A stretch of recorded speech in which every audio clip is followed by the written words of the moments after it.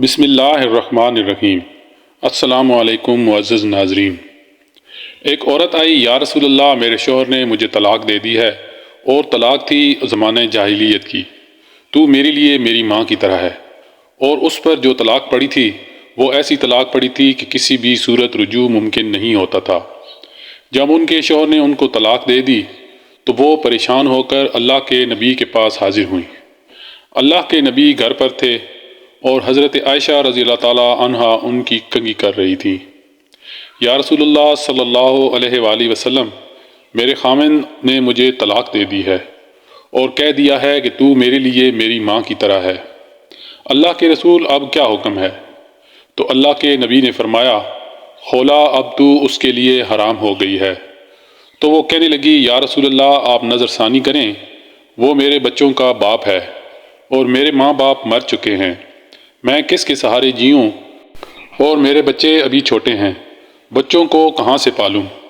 تو اللہ کے نبی نے پھر فرمایا، خلا کام ختم ہو چکا ہے، تو اس کے لیے حرام ہو چکی ہے۔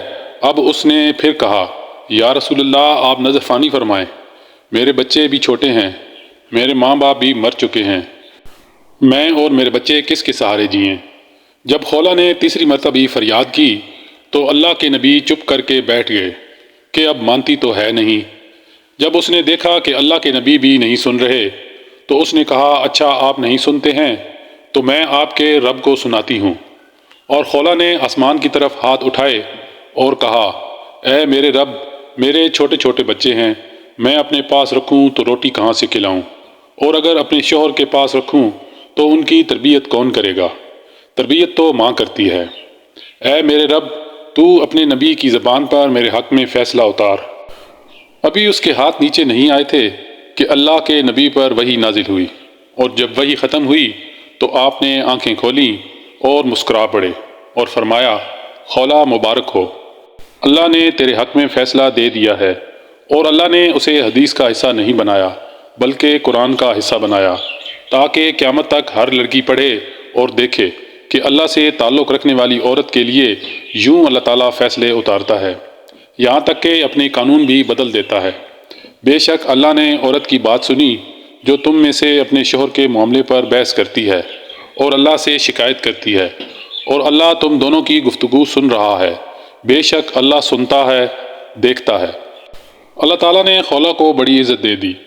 قرآن میں صرف ایک آیت نہیں بلکہ پورے 2 رکوع اتارے، اور اللہ نے فرمایا، ہاں ہاں میرے محبوب، جب آپ اور خلا آپس میں تکرار کر رہے تھے، آپ انکار کر رہے تھے، وہ ہاں کروا رہی تھی، میں خود تم دونوں کی عدالت میں موجود تھا، آپ نے تو سنی نہیں۔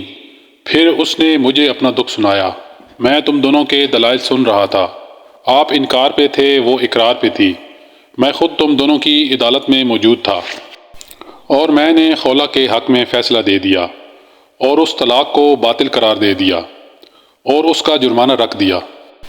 یا غلام آزاد کرو یا 60 مسکینوں کو کھانا کھلاؤ تو یہ بیوی حلال ہو جائے گی۔ امام شافعی کے زمانے میں ایک خلیفہ نے اپنی بیوی کو عجیب طریقے سے طلاق دے دی، اور یہ طلاق بعد ازاں فقہ کا بہت بڑا مسئلہ بن گئی۔ بادشاہ اپنی ملکہ کے ساتھ بیٹھا تھا کہ ہنسی مذاق میں اس نے ملکہ سے پوچھ لیا کہ تمہیں میری شکل کیسی لگتی ہے؟ ملکہ جو بادشاہ کی عزیز ترین بیگم تھی، وہ مذاق کے موڈ میں بولی، مجھے آپ شکل سے جہنمی لگتے ہیں۔ یہ فقرہ سننے کے بعد بادشاہ کو غصہ آ گیا اور بولا، میں اگر جہنمی ہوں تو تمہیں 3 طلاقیں دیتا ہوں۔ ملکہ نے جب یہ سنا تو اس نے رونا پیٹنا شروع کر دیا۔ بادشاہ کو بھی کچھ دیر کے بعد اپنی غلطی کا احساس ہو گیا۔ اگلے دن بادشاہ سلامت نے ملک کے تمام علماء، مفتی صاحبان اور اماموں کو دربار میں بلا لیا اور ان سے پوچھا کہ کیا اس طریقے سے میری طلاق ہو چکی ہے؟ سب کا باری باری یہی کہنا تھا کہ ہاں آپ کی طلاق ہو چکی ہے، اور شریعت کی روشنی میں ملکہ عالیہ اب آپ کی زوجہ نہیں رہیں۔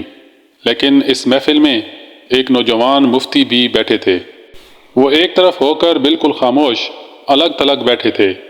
بادشاہ سلامت نے ان سے بھی یہی سوال پوچھا تو انہوں نے عرض کیا، جناب یہ طلاق نہیں ہوئی، کیونکہ آپ نے مشروط طور پر کہا تھا کہ اگر میں جہنمی ہوں تو میں تمہیں 3 طلاقیں دیتا ہوں، اور ابھی تک یہ طے نہیں ہوا کہ آپ جہنمی ہیں کہ نہیں ہیں۔ آپ کو اگر کوئی شخص جنتی ہونے کی گارنٹی دے دے تو آپ کی یہ طلاق نہیں ہوگی۔ بادشاہ سلامت نے جوشیلے انداز میں پوچھا، لیکن مجھے اس چیز کی گارنٹی کون دے گا؟ سب علماء نے اس سوال کے جواب پر اپنے سر جھکا لیے کہ دنیا میں کون شخص جنتی ہے اور کون جہنمی ہے، اس کی کوئی گارنٹی نہیں دے سکتا۔ اس نوجوان مفتی نے جب تمام علماء کرام کو خاموش دیکھا تو وہ بادشاہ سلامت سے مخاطب ہوا، بادشاہ سلامت، میں آپ کو یہ گارنٹی دے سکتا ہوں، لیکن اس کے لیے میں آپ سے ایک سوال پوچھوں گا۔ اگر آپ کا جواب ہاں ہوا تو میں آپ کو جنتی ہونے کا سرٹیفکیٹ دے دوں گا۔ بادشاہ نے کہا، ہاں پوچھو۔ نوجوان مفتی نے پوچھا، کیا آپ کی زندگی میں کبھی کوئی ایسا موقع آیا تھا کہ آپ گناہ کرنے پر قادر تھے لیکن آپ نے صرف اللہ تعالیٰ کے خوف سے وہ گناہ چھوڑ دیا؟ بادشاہ نے سر اٹھایا اور کہا، ہاں، ایک بار ایسا ہوا تھا۔ میں اپنی خوابگاہ میں داخل ہوا تھا اور وہاں ایک نوکرانی صفائی کر رہی تھی۔ وہ لڑکی انتہائی خوبصورت تھی۔ میں بھٹک گیا۔ میں نے دروازہ اندر سے بند کر لیا۔ میں غلط نیت سے اس لڑکی کی طرف بڑھا تو اس نے رونا شروع کر دیا اور وہ چلا کر بولی، اے بادشاہ، اللہ سے ڈرو، وہ تم سے زیادہ طاقتور ہے۔ میں نے جب یہ سنا تو میرے اوپر اللہ تعالیٰ کا خوف طاری ہو گیا۔ میں اگرچہ بادشاہ تھا، وہ لڑکی میرے کمرے میں تھی۔ میں نے دروازے کو اندر سے کنڈی بھی لگا رکھی تھی اور اس وقت دنیا کی کوئی طاقت مجھے برائی سے نہیں روک سکتی تھی، لیکن میں نے محض اللہ تعالیٰ کے خوف سے دروازہ کھول دیا اور اس لڑکی کو جانے کی اجازت دے دی۔ یہ سب سن کر وہ نوجوان مفتی مسکرایا اور اس نے قرآن پاک کی سورہ النازعات کی آیت نمبر 40 اور 41 تلاوت فرمائی۔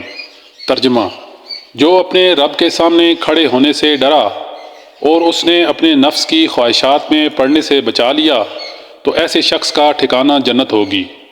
اس کے بعد نوجوان نے بادشاہ سلامت سے کہا، میں آپ کو گارنٹی دیتا ہوں کہ آپ جنتی ہیں اور آپ کی طلاق بھی نہیں ہوئی۔